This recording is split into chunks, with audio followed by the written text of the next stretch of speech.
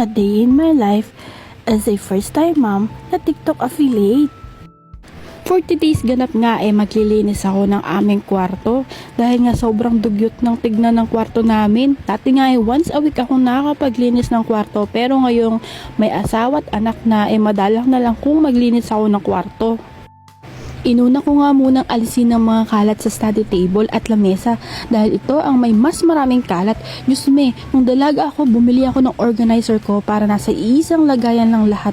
Pero ngayong nag-asawa na ako, basta lapag na lang sa kung saan. Madalas nga nakakalat na lang sa lamesa. Dito nga naubusan ako ng wipes, kaya naki-wipes na muna ako. Mahirap palang maging isang ina, lalo na kung maagang nangyari ang nasa plano mo. Ito nga ang mga naalis ko sa study table at lamesa. Ito naman ang mga aalisin ko pa. Di nga ako gaano makakilos dahil nabubusit na si Sky. Naglaro na nga mag-isa si Sky, kaya heto na naman tayo, sabak na naman sa linisan. Nagmamadali na nga ako dito dahil ayokong maabutan pa ako ng aking asawa na naglilinis. Gusto niya kasi na siya ang gagalaw at ako ang mag-uutos, kaya nga grabe na ang lapad ng katawan ko dahil pinapanindigan niya yung mga pangako niya noong wala pa kaming anak. Grabe na nga ang sapot dito. Sa tagal na hindi nalinis, nagawa na lumaki ng gagamba na ito. Dito nga kinalimutan ko munang babae ako dahil sa bigat ng study table na to. Dito nga pinag-aalis ko na ang mga laman ng shelves. Dalawang klaseng diaper nga pala ang pinapagamit ko kay Sky. Rascal and Friends sa gabi, habang Korean diaper naman sa umaga. Mahilig din akong mag-stock ng mga gamit ni Sky, pero saktuhan na stock lang para hindi masayang. Alagang Unilove at Tiny Buds nga pala si Sky. Heto nga't wala pa ako sa kalahati ng paglilinis, umiiyak na si Sky.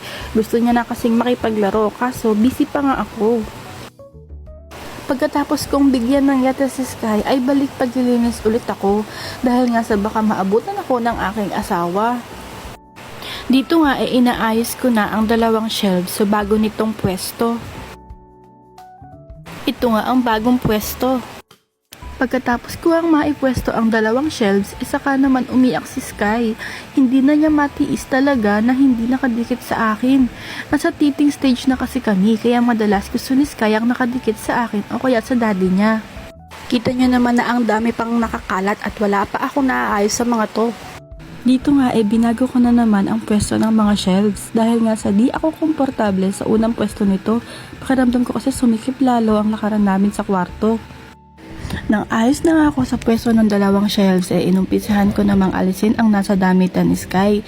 Luma na nga itong drawer na ito, pero dahil nagagamit pa, nilinis na lang namin para hindi masayang.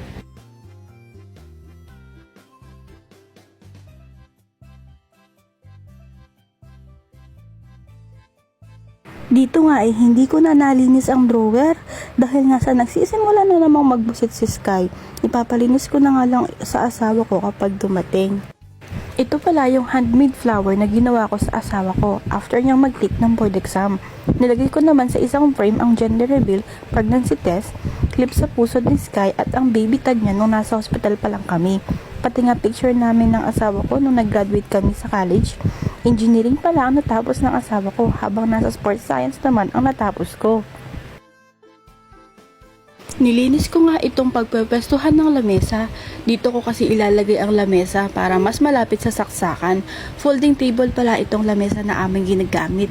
Sa online lang namin nabili ito. Pagpasensyahan nyo na nga kung naririnig nyo si Sky sa voice over ko.